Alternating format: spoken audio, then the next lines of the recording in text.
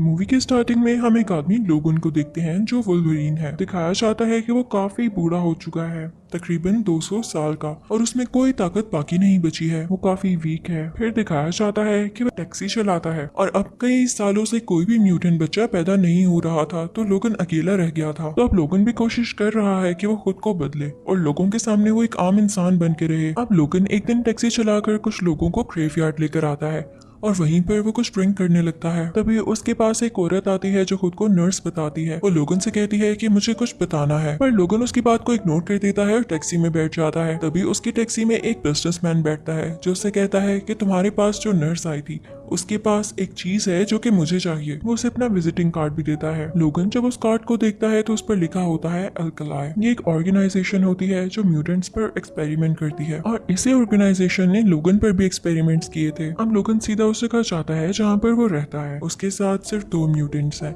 एक ऐसा म्यूटेंट जो आसपास किसी भी आने वाले म्यूटेंट को जज कर लेता है और ये भी पता लगा लेता है कि उसके आसपास कोई म्यूटेंट है, यानी उसकी लोकेशन का पता लगा लेता है। और जो दूसरा म्यूटेंट होता है वो काफी बूढ़ा होता है और व्हील चेयर पर होता है। वो काफी बीमार होता है और उनको हर कुछ घंटों बाद कुछ मेडिसिन देनी होती है। तो एक दिन लोगन उनको इंजेक्शन देना भूल जाता है तो उनकी तबीयत काफी बिगड़ने लगती है और उसका सारा घर भी हिलने लग जाता है। तब लोगन जल्दी से उनको मेडिसिन दे देता है, यानी इंजेक्ट कर देता है, तो सब कुछ नॉर्मल हो जाता है। अब कुछ देर बाद लोगन को राइट रिक्वेस्ट आती है। तो जब वो लोकेशन देखता है और उस जगह पर जाता है तो वो वही नर्स होती है जो उसे ग्रेवयार्ड में मिली थी। उसके साथ एक छोटी बच्ची भी होती है। तो लोगन उसे पूछने लगता है कि तुम दोबारा से, और ये छोटी बच्ची कौन है? तो वह नर्स बताती है कि ये छोटी बच्ची मेरी बेटी है, तुम इसे यहाँ से प्लीज बहुत दूर ले जाओ क्योंकि मेरा दोस्त इसे छीनना चाहता है और मैं ऐसा नहीं चाहती। इसके बदले में तुम्हें $50,000 दिए जाएंगे। लोगन ये करना तो नहीं चाहता था और उसे नर्स मिस्टीरियस भी लग रही थी, पर वो क्या करता, उसे पैसों की जरूरत थी तो वो हाँ कह देता है। अब नर्स उसे एडवांस में $20,000 देती है और उसे कहती है कि जिस जगह तुम इसे पहुंचाओगे उस जगह से तुम्हें बाकी के $30,000 मिल जाएंगे। लोगन चला जाता है। अब अगले रोज जब वो दोबारा उस जगह पर आता है तो देखता है कि नर्स को किसी ने मार दिया है। वहाँ से लोगन अब अपने घर आ जाता है, पर उसके पीछे पीछे वही बिजनेसमैन आ जाता है जिसने लोगन को अपना विजिटिंग कार्ड दिया था और वो उसे कहने लगता है कि नर्स ने तुमसे कांटेक्ट किया और तुमसे अपना काम करवाया, पर मैंने तुम्हें कहा था वो जो भी कहे तुम मुझे बताओगे, लेकिन तुमने ऐसा नहीं किया। वो छोटी बच्ची कहाँ है जो नर्स ने तुम्हें दी? आदमी को लोगन का घर चेक करने के लिए भेजता है, पर जैसे ही वो लोग सारे मिलके अंदर जाते हैं तो वो बच्ची बाहर आती है और उसने उस आदमी को मार दिया होता है जो घर चेक करने गया था। वो लोग जाते ही उस छोटी बच्ची पर गोलियां चलाना शुरू कर देते हैं, पर वो बच्ची भी आके से उनसे लड़ने लगती है और लोगन ये देखता है कि उस बच्ची के हाथ लोहे के हैं जैसे कि लोगन के भी हैं। अब वो छोटी बच्ची मिलकर उस बिजनेसमैन के साथियों को मारने लग जाती है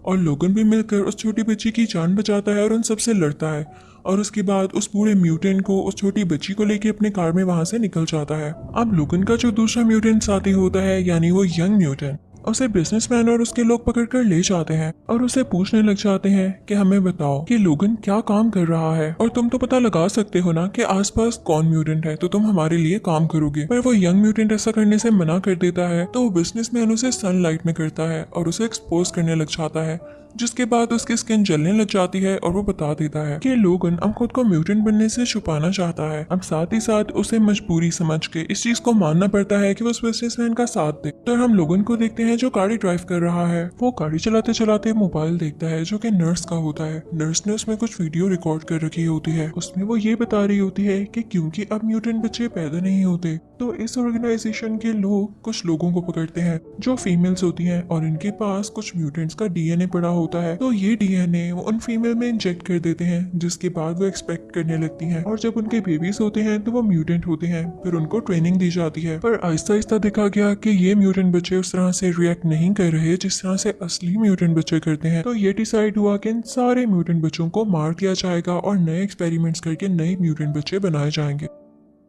पर ये बात जब नर्सिस को पता चली तो नर्सिस ने इन बच्चों के भागने में इनकी मदद की और उन्हीं में से एक बच्ची वही बच्ची भी है, यानी जिस बच्ची को नर्स ने कहा था कि लोगन ये मेरी बेटी है।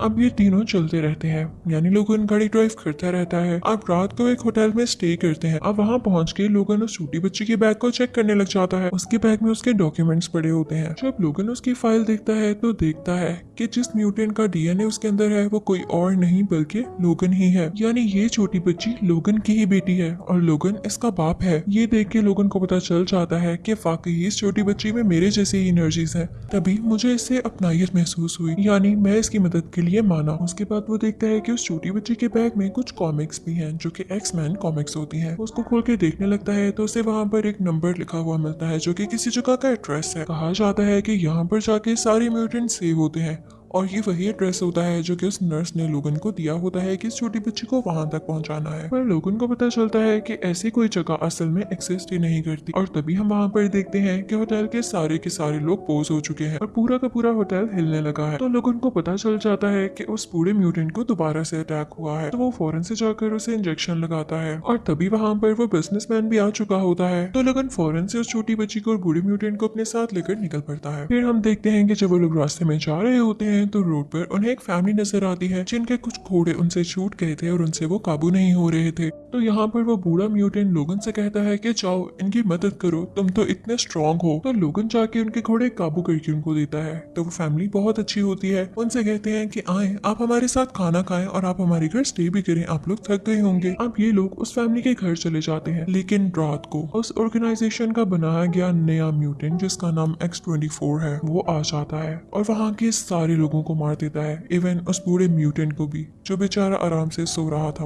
और अब वो उस छोटी बच्ची को उठाकर अपने साथ ले जाने वाला होता है कि तभी उसे लोगन देख लेता है और वो उससे लड़ने लग जाता है। दोनों के लोहे के पंजे बाहर आ जाते हैं, यानी दोनों के आयरन पोस्ट बाहर आ जाते हैं और वो एक दूसरे से लड़ने लग जाते हैं। अब क्योंकि X-24 ज्यादा नया एक्सपेरिमेंट था तो वो जीतने लगता है। लोगन उसे जिस तरह से भी जख्मी कर रहा था वो फौरन से हील होता जा रहा था, जबकि लोगन के जख्म इतनी जल्दी नहीं भर रहे थे। अब जिस गाड़ी में X-24 आया होता है उसमें वही जवान म्यूटेंट भी होता है जो कि लोगन का साथी था और इसको इन लोगों ने कैद कर लिया था। वो जब देखता है कि लोगन पर हमला हो रहा है और बाकी सारे लोग भी उस पर हमला कर सकते हैं तो वो कुछ बॉम्ब्स उठाकर उसी गाड़ी में फेंक देता है। वो अपनी जान की कुर्बानी देते हुए उन सब लोगों को भी मार डालता है। अब X-24 उस तरफ देखता है तो लोगन फौरन से उसको मारता है, लेकिन X-24 दोबारा से उससे लड़ने लगता है। लेकिन तभी हम देखते हैं कि इस घर का मेल ओनर जिंदा है और वो अपनी गाड़ी चलाता हुआ इन दोनों की तरफ आता है। वो X-24 को अपनी गाड़ी से धक्का देता हुआ किसी दूसरी गाड़ी की तरफ फेंकता है, वो गाड़ी जिससे वो हल चलाता है और उसकी नुकीली यानी शार्प एजेस बाहर निकले होते हैं। तो X-24 जैसे उसके साथ लगता है तो वो नुकीली चीजें यानी शार्प एजेस उसकी बॉडी के आर पार हो जाते हैं। अब घर का ओनर गाड़ी से बाहर निकलकर उसे गोलियों से भून डालता है और जैसे ही वो लोगन की तरफ देखता है तो उसे लोगन पर भी गुस्सा होता है कि इसकी वजह से मेरी सारी फैमिली मारी गई। तो उस पर भी वो गोली चलाने लगता है, पर उसकी गन में यहाँ गोलियां खत्म हो चुकी होती हैं और वो खुद भी काफी हार्ट ब्रोकन होता है, जख्मी होता है। तो वो खुद भी गिर जाता है और यहाँ उसकी भी डेथ हो जाती है। अब लोगन अकेला रह जाता है, उसके साथ वही छोटी बच्ची होती है। तो साथ में वो उस बूढ़े म्यूटेंट की डेड बॉडी को उठाता है और गाड़ी में बिठाकर वो तीनों अपना अगला सफर शुरू करते हैं। अब थोड़ा आगे जाकर वो अपने साथी यानी बूढ़े म्यूटेंट की डेड बॉडी को दफनाता है और काफी दुखी होकर छोटी बच्ची को बताता है कि ये बहुत अच्छा म्यूटेंट था, इसने सारे म्यूटेंट बच्चों को सहारा दिया था, उनके लिए घर बनवाया था, उनको स्कूल में एडमिशन दिलवाया था ताकि वो अच्छे इंसान बन सके और ये भूल जाएं कि वो म्यूटेंट है। पर देखो आज ये भी नहीं रहे। अब इसके बाद वो काफी जख्मी होता है और उसकी गाड़ी भी स्टार्ट नहीं हो रही होती। तो वो गुस्से में आकर एक शॉवल से अपनी गाड़ी को तोड़ने लगता है, पर उसके फौरन बाद वो खुद भी बेहोश हो जाता है। कुछ देर बाद उसकी आंख खुलती है तो वो देखता है कि वो एक हॉस्पिटल में है और उसके पास वही छोटी बच्ची है, यानी वही इसको हॉस्पिटल लेके आई है। उसके बाद लोगन और वो छोटी बच्ची दोबारा से गाड़ी में बैठते हैं और यहाँ वो छोटी बच्ची पहली बार बोलती है कि मुझे उस जगह जाना है जहाँ पे नर्स ने जाने के लिए आपको कहा था। तो लोगन ये सुन के हैरान हो जाता है क्योंकि छोटी बच्ची पहली बार बोल रही है। लोगन उसे समझाने की कोशिश करता है कि देखो ये सिर्फ कॉमिक्स में होता है, असल में ऐसा नहीं है, यानी ऐसी जगह का कोई नामो निशान ही नहीं है। तो छोटी बच्ची कहती है नहीं ऐसी जगह है, ये वो जगह है जहाँ मेरे साथी भी आने वाले हैं। तो अब लोगों को मजबूरन गाड़ी चलानी पड़ती है, लेकिन वो इतना थक चुका होता है तो कुछ घंटे बाद गाड़ी चलाने के बाद वो बेहोश हो जाता है। अब यहाँ पर वो छोटी बच्ची खुद गाड़ी चलाती है और जगह तक फाइनली पहुंच जाती है, पर यहाँ पर पहुंचते ही लोगन दोबारा से बेहोश हो जाता है, वो नीचे गिर जाता है। तो जब उसकी आंख खुलती है तो वो सारे म्यूटेंट बच्चे एक साथ होते हैं, हर बच्चे में डिफरेंट एनर्जी और पावर थी। वो लोगन को ऊपर उठाते हैं और उसे लिटाकर एक सीरम इंजेक्ट करने लगते हैं, पर लोगन उनसे कहता है ये सीरम क्या है और तुम्हारे पास कहाँ से आया। तो वो बच्चे कहते हैं कि सीरम को लेने से हमें पावर आती है, पर लोगन उनसे कहता है अगर तुम इसको ज्यादा लोगे तो मारे जाओगे और पागल हो जाओगे। पर उन्हीं बच्चों में से एक बच्चा कहता है नहीं, अगर इसको थोड़ी सी क्वांटिटी में लिया जाए तो हमारी पावर ही बढ़ती है, आप परेशान न हो। अब लोगन जब सुबह उठता है तो वो कुछ बच्चों को देखता है जो एक दूरबीन से पहाड़ के उस तरफ देख रहे होते हैं। लोगन उस लड़के के पास जाता है और उससे पूछता है ये कहाँ देख रहे हो। तो बच्चा उसे बताता है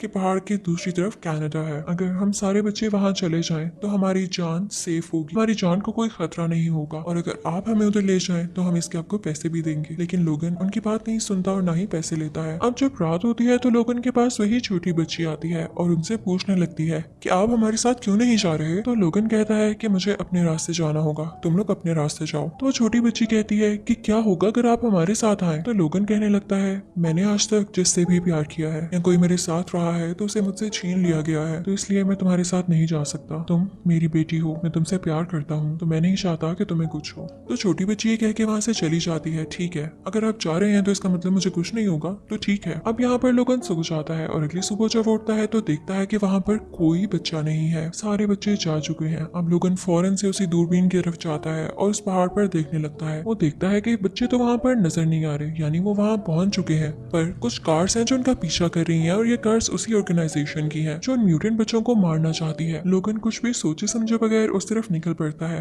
लेकिन थोड़ा आगे जाते ही उसकी एनर्जी लो होने लगती है। तो उसी सीरम को यूज करता है जो म्यूटेंट बच्चों ने उसे दिया था। वो उसे काफी ज्यादा इंजेक्ट कर लेता है, जिसकी वजह से उसकी बॉडी में एक साथ ही बहुत सारी ताकत आ जाती है और वो भागते हुए उन सारे लोगों को, यानी उस ऑर्गेनाइजेशन के लोगों को मारने लगता है। उस पर भी वो लोग शूट करते हैं, लेकिन उसके जख्म आहिस्ता आहिस्ता हील हो रहे थे। पर थोड़ा आगे जाते ही उस सीरम का असर खत्म होने लगता है और अब वो फिर से कमजोर पड़ने लगा था। वो देखता है कि उन लोगों ने कुछ म्यूटेंट बच्चों को पकड़ लिया है और उस बच्चे को गन पॉइंट पर ले रखा है जिसने दूरबीन से कनाडा का बताया। और तभी यहाँ पर इस ऑर्गेनाइजेशन का लीडर आ जाता है, यानी इस सब के पीछे का मास्टरमाइंड जो ये प्लान कब से कर रहा था। वो एक बहुत आला डॉक्टर था। वो लोगन को बताता है कि पता है मैं क्यों तुम्हारे पीछे हूँ, क्योंकि जब तुम्हें म्यूटेंट बनाया गया तो तुम वहाँ से भाग गए और जिसने तुम्हें म्यूटेंट बनाया वो मेरे फादर थे, तो तुमने भागने से पहले उनको मार डाला और इसी चीज का बदला मैं तुमसे लूंगा। और सिर्फ यही नहीं, मैं उन सारे बच्चों को भी मार दूंगा। पर लोगन गन उठाता है और फौरन से उस डॉक्टर के गले में शूट कर देता है और साथ ही साथ उस बिजनेसमैन के हाथ भी जख्मी कर देता है। पर तभी वहाँ पर X-24 आ जाता है। वो लोगन से लड़ने लग जाता है। फिर यहाँ पर एंट्री होती है उन्हीं म्यूटेंट बच्चों की और उस छोटी बच्ची की